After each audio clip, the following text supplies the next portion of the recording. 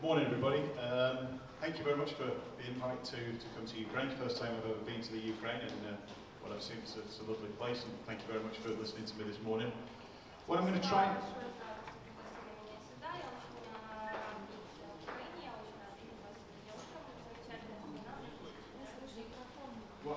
and do is share with you some insights into how we've done local distribution hubs. My experience is, as you can see from that slide there, is mainly in the Middle East for the last 16 years.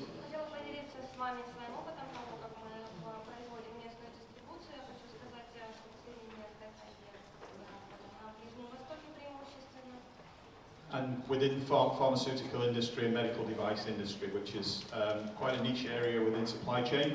So a lot of temperature control and a lot of very, very stringent regulatory and quality controls as well.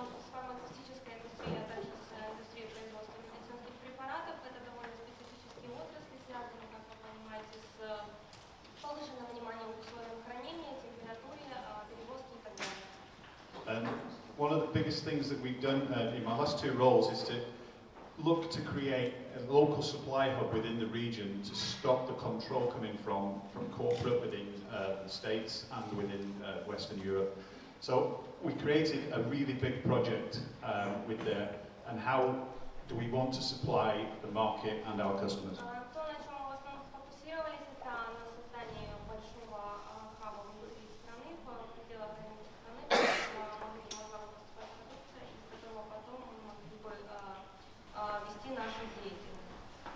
Do we want to have a distribution hub within the region?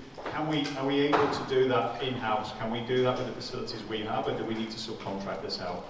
Do we go to somebody who's specialised in doing this thing so that we can concentrate on our core competencies, which we're normally with the marketing and selling, so we control that?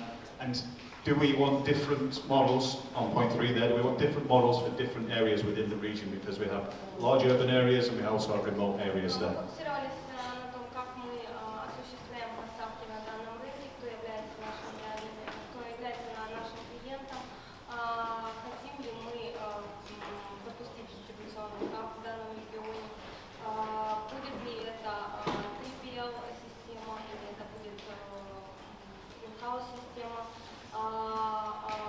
Можем ли мы осуществлять поставки на весь регион удаленно или нет? Каковы наши сильные стороны, что мы выигрываем в обоих случаях? Каковы могут быть трудности в обоих случаях? Можем ли мы только двумя этими вариантами пользоваться? Или есть ли какие-то гибридные ситуации, где мы можем смешать оба подхода? Каковы компромиссы? We're looking at, just to summarise the bottom 3 points there, what are the challenges? Is there a way of doing this sort of a hybrid model? Can we do it bits and pieces? Can we take slices of this out? And what are the compromises that we're going to have to make to do this? How do we approach this? First of all, you need to find out who your main stakeholders are. Who is actually involved in the process? Who do you need to engage to do this? You read through there, you need to go within your organisation, also go back to your corporate head office.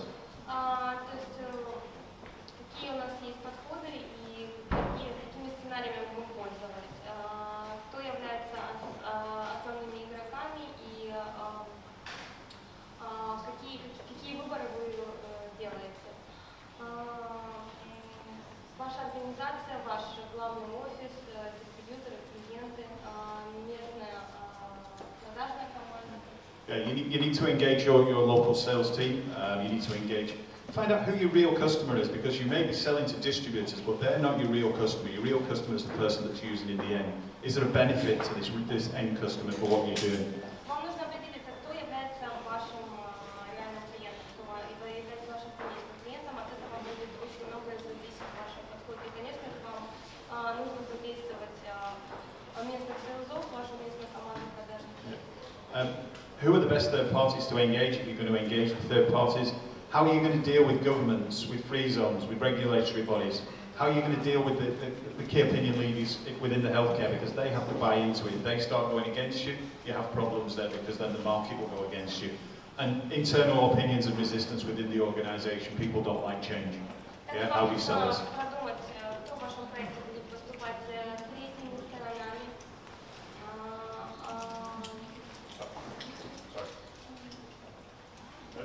Также вам нужно продумать еще все вопросы взаимодействия с правительством по поводу всяких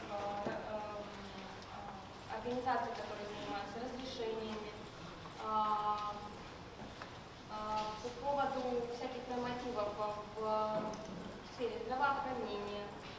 Также вам следует прислушиваться к внутренним мнениям и к тому, какие возражения вызывает ваша политика, потому что вы очень часто будете сталкиваться с подобными проблемами, особенно что касается разрешения, общения с государственными органами и так далее.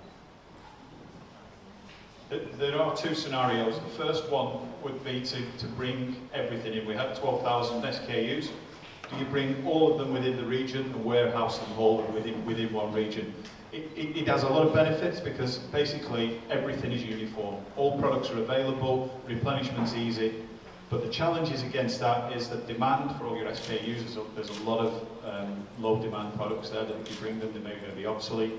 And you're losing shelf life on products, especially within pharma and healthcare where you've got about 6 months on supply. SKU.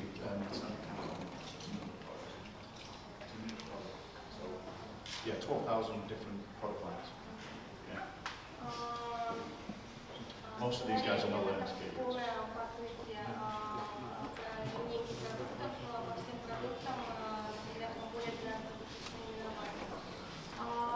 Те преимущества, которые вы получаете в данном случае. То есть, если вы Basically, if you bring everything within your product range. То есть, если вы запустите сразу полностью всю линейку продуктов, которые у вас имеются, те плюсы, которые вы при этом получаете, все продукты будут доступны в вашем регионе. Также по времени обработки все это будет одинаково для всех. Все заказы можно будет обрабатывать одновременно. Пополнять наличие будет просто, и также можно будет очень легко повторные заказы обрабатывать. There was another scenario that we came in there where we could mix them up and maybe have a lot of the fast-moving products within the region, but keep the other ones on a demand basis, what we used to call buy-to-order as well. It is probably a good way to do it, and we can go through a lot of theirs, but you also then give customers mixed messages because some products arrive quickly, some products take a lot longer to arrive, and it's probably the most cost-effective and probably the best one for shelf life and things like that, but you actually confuse the customer if you're not careful, and that's the big challenge for doing it with a hybrid method. Также те трудности, с которыми вы можете столкнуться при таком подходе, иногда может возникнуть путаница, потому что все-таки время доставки товаров может отличаться, это может быть ваших клиентов. Очень будет сложно контролировать ожидания покупателей, если возникнут какие-либо проблемы с доставками и с временными рамками.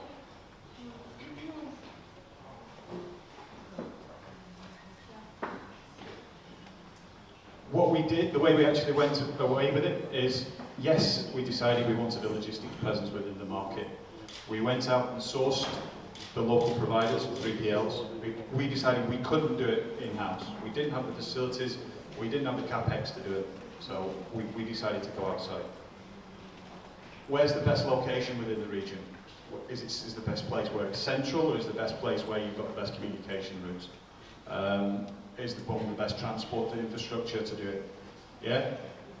Can we support it, or can we bring in that support from outside? Do we need to bring specialist support in? What will we bring to the table to make sure that the hub is up to the required standards? Do we bring in standards people, quality people from outside to make sure that what we implement in the region is at the correct standard that we need? And what's available locally? Do we have some of those expertises locally? What are other people in the market doing? And is anybody within your organisation doing this anywhere else in the world? Can you bring in that knowledge? Каким образом мы работаем с теми проблемами, которые у нас возникают в логистике в нашем регионе? Хотим ли мы заниматься логистикой для локальных маркетов, да, или нет, это необходимо решить. Мы решили, что мы хотим.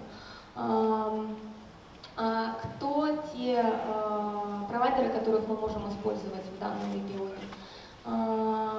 Где может быть наиболее удачное место размещения для нашего объекта? Какая поддержка нам необходима? Можем ли мы ее получить в данном случае? Что нам необходимо будет вложить, что нам необходимо будет сделать для того, чтобы обеспечить присутствие, чтобы обеспечить необходимые стандарты, которые должны быть в логистических хабах? Что вообще нам доступно в данной местности, что мы можем использовать? Есть ли кто-то еще, кто занимается чем-то подобным, тем же, чем и мы? Занимается ли ваша организация чем-то подобным еще где-то, кроме данной местности, в каких-то других странах? We went through the process. I'll skip through this just for a matter of time, but we went through the process and we chose to use a 3PL. We brought in quality from around the world to make sure that the warehouse and the 3PL facility we used was actually up to the standard. And we decided that some of the smaller regions and countries within our region actually were better off being served direct from the manufacturing side. So we made that decision and we covered about 75%. Таким образом, нам удалось покрыть около 75% рынка. Мы решили, что мы будем использовать подход 3PL, а также иногда мы пользовались, когда мы сотрудничали с производителями напрямую и использовали прямые поставки. Это было очень эффективно. Just one other point there, we did it in 4 waves as well, and the reason for doing it in 4 waves was to minimise the risk of disruption to the market, so that if, when we rolled out the first time, when there were slight issues with it, we weren't affecting the entire region in one hit. So we took small areas and rolled it out over a gradual basis. And we learned so that we went for the most critical markets at the end, after we made the learning in the first couple of them. So we went out first 1 or 2 waves, where we went to places that weren't as critical to our bottom line, and then rolled them out slowly and made the learnings from that. Мы занимались изучением рынков, и у нас мы делали это в 4 этапа. Мы занимались изучением более мелких рынков. And this is just how the physical flow of the goods went. The manufacturing sites were all over the world, and they moved into our 3PL. So most of the normal warehouse shipments were stored within the MENA 3PL, and we delivered them to the distributor. There was 18 different distributor warehouses across the region, and they delivered to the end customer. We had some of the, as I said, we didn't put all the products within the warehouse, so the BTO at the bottom is buy to order. So if you wanted those products, you had to order them specially, and it took a lot longer because they went from manufacturing. And the replenishment and some of the larger instruments and big shipments went on the green line there as well for the distributor. So they came direct from manufacturing to the distributor.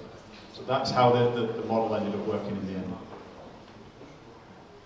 Здесь вы видите схему того, как работает физический поток идет товаров от производителя, он идет к объекту 3PL, то есть логистика третьей стороны, потом он попадает к дистрибьютору, на склад дистрибьютора, и потом уже только он попадает к конечному клиенту.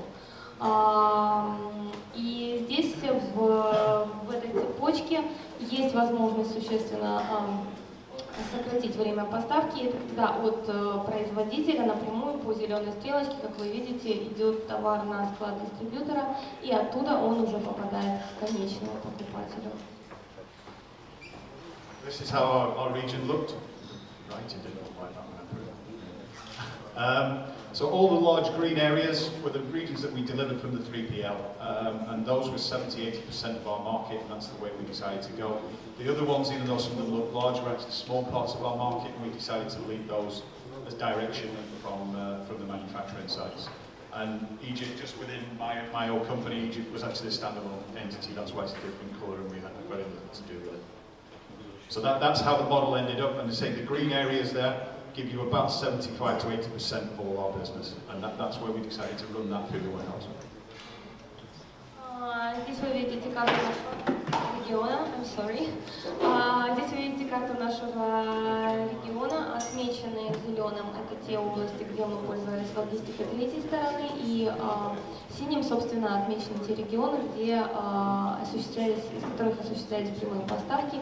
И Египет это несколько специфическая страна, поэтому он выделен отдельно.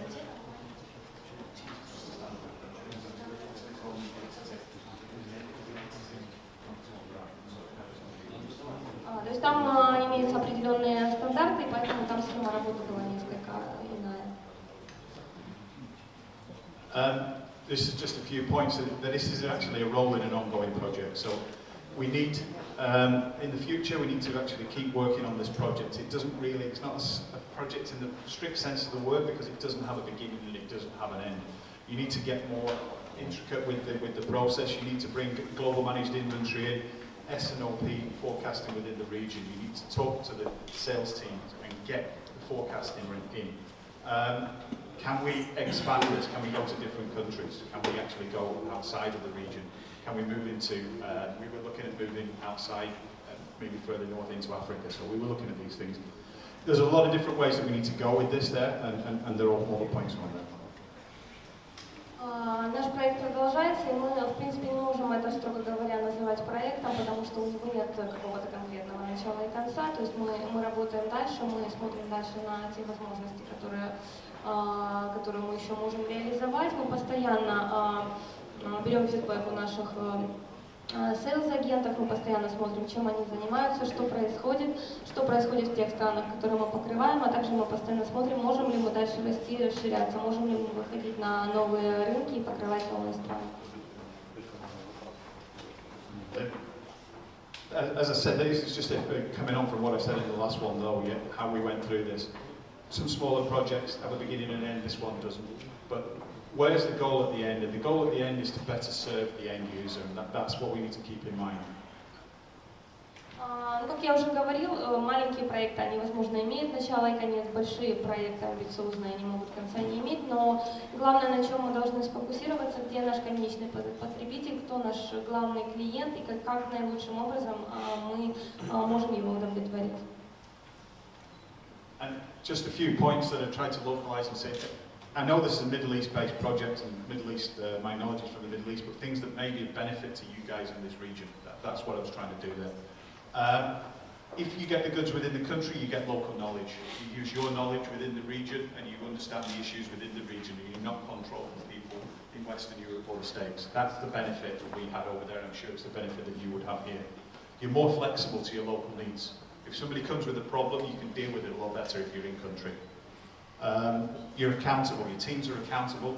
You can engage your sales team in S&OP planning and things like that. That benefits you, yeah?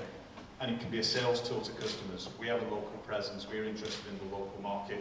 That's what we want to do. We want to be local, we want to serve people in here. We're not just cutting and pasting and model from outside.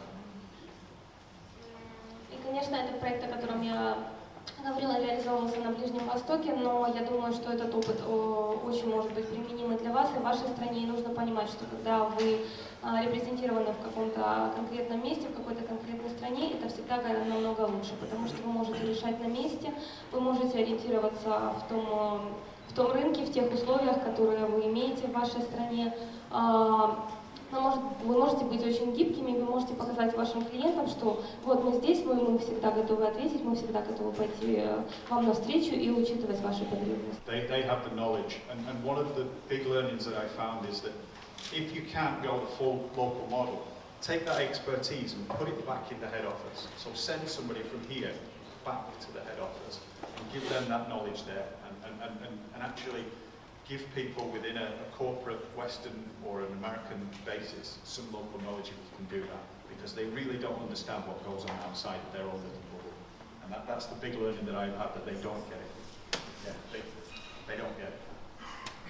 Если вы работаете в международной компании, пожалуйста, доносите информацию о том, что происходит здесь, что происходит локально, в главный офис, наверх вашим руководителям, потому что они часто не понимают специфику местной работы, они не понимают, что здесь происходит, они могут, исходя из этого, принимать какие-то не те решения. Собирайте информацию, делайте отчеты, доносите информацию наверх. Thank you very much. I'll be available all day if anybody has any questions, want to come and talk to me, or questions now. Спасибо большое, если кто-то захочет подойти поговорить позже, или, может быть, у кого-то есть вопросы прямо сейчас.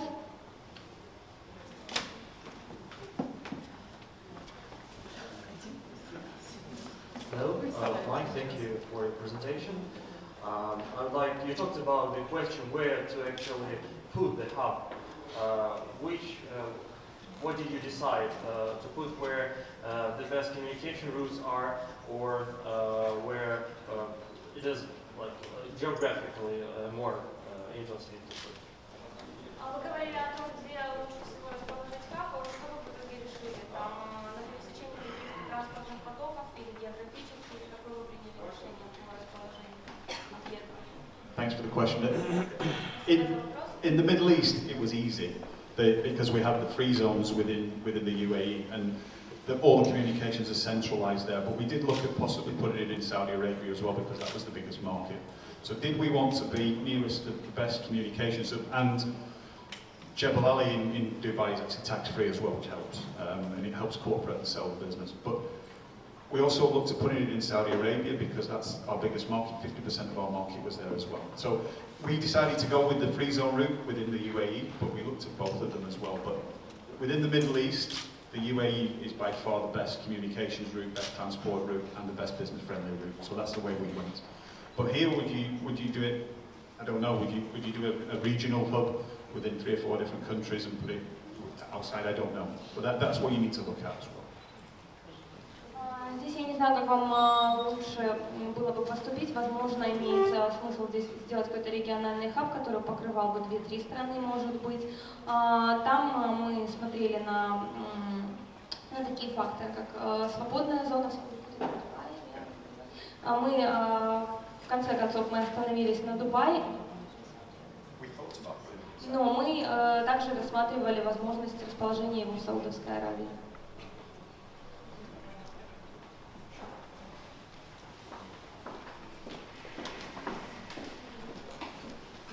Спасибо за доклад, интересно. Скажите, пожалуйста, вот дистрибуционные, на русском обращаюсь, чтобы все слышали, вам создание дистрибуционных хабов, эти проекты лидируются руководителями цепи поставок или другими специалистами? Почему я спросила? Потому что вы написали, что требуется очень много переговоров со стейкхолдерами, руководителями продаж, регистрационными органами и так далее. Эти переговоры проводят руководители цепи поставок или другие специалисты? Если руководители цепи поставок, то как вы обучаете своих специалистов? Потому что переговорные навыки — это, в общем-то, не приоритетный скилл для логиста. Who are these projects for distribution hubs are led by? Are they led by supply chain specialists, or are they led by some other specialists for more wide competency? Because you mentioned that, to implement this project, you need to communicate to the government, you need to deal with all these permissions, you need to know a lot of things. If they're led by the supply chain specialists, how do you train them? How do you give them the needed knowledge? Thanks very much for the question. What we did, it was the person who leaded the project was actually myself, so it was supply chain, but we brought in the specialists, so we brought regulatory, we brought quality, we brought government relations, we brought those into the project team, and we also brought in regulatory and quality from outside, from within a corporate basis. So yes, we needed to bring all those in. We also needed to engage the sales team and the marketing team, because without their buy-in, the project wouldn't have worked, because we needed them to go and sell the idea as well in the first place. So we needed to bring all those skills in, but at the end of the day, sat at the top was a supply chain project.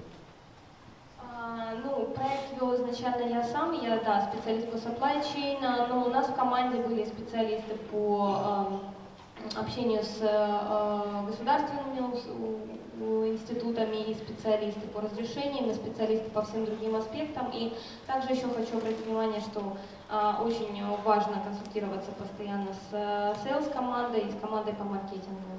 Поэтому это все такая общая работа, можно так сказать.